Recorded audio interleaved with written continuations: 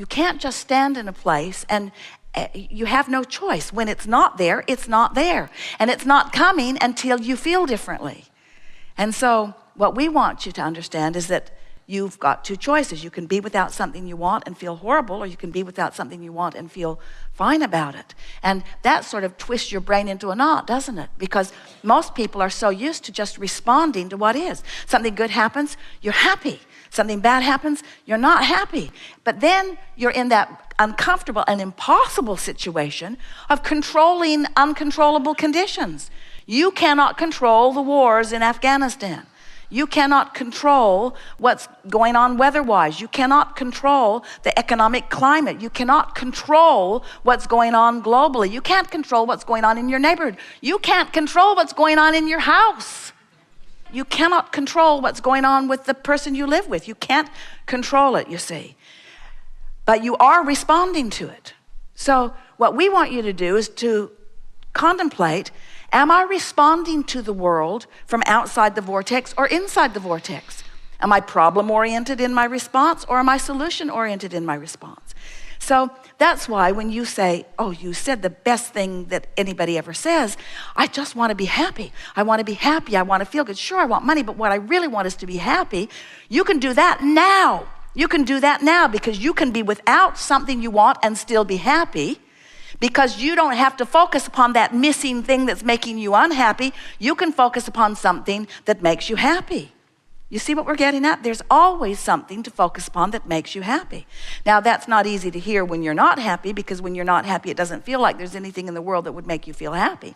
But we want to say to all of you, you are at one time or another in the vortex at least once every single day.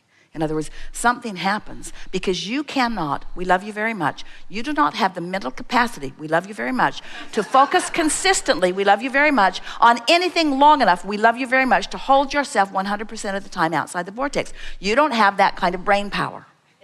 You don't. You're fickle and frivolous, and you go where the wind blows. And we just want you to realize that the vortex takes you in, and if you would, once the vortex takes you in, if you would milk it, if you would say, oh, what's that? What is that? What's this feeling? Ooh, I think I feel good. I think I feel good, and what is it about? If you will focus on what it is about, in time, your problem-oriented nature will begin to recede, and your solution-oriented nature will begin to improve or to dominate, until you will reach this place in a very short period of time where your opening might be something more like, well, I still don't have the money, but I'm really, really happy.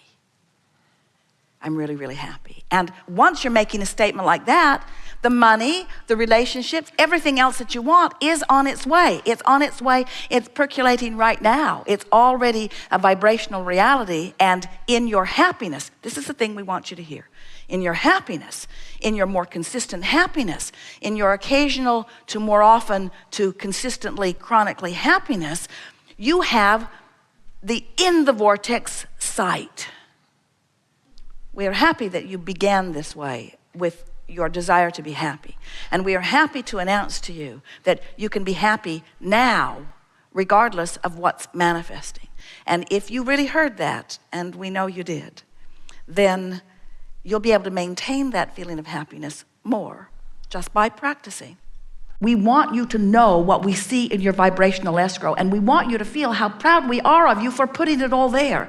And we want you to know that no matter where you're looking around because of what's happening in your life, Source is standing there, not just tending to it, but being that which you have become, which you can wait until you croak to catch up with, or you can move in the direction of it here and now.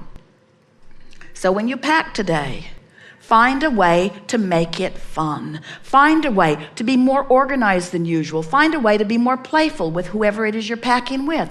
Find a way to be more deliberate in it. Find a way to make it a better packing experience than it has ever been. When you're getting ready to get off the ship tomorrow, find a way to make the waiting for your turn to get off a time that law of attraction brings you some really meaningful, last-minute, joyful, wonderful experience.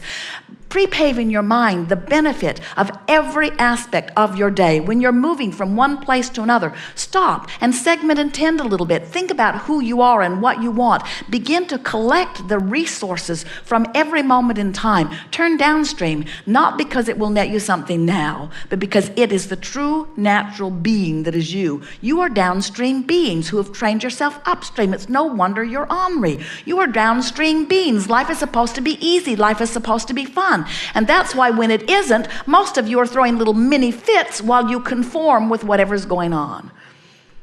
Let the way you feel be the most important thing. Today, no matter where I'm going, no matter what I'm doing, no matter who I'm doing it with, it is my dominant intent to look for that which I'm wanting to see. Nothing is more important than I feel good. I'm going to look for the best feeling thought that I can find from right here where I am. Not the best feeling thought I've ever thought, not the best feeling thought anybody's ever thought, just the best feeling thought about packing that I can ever find right here and now.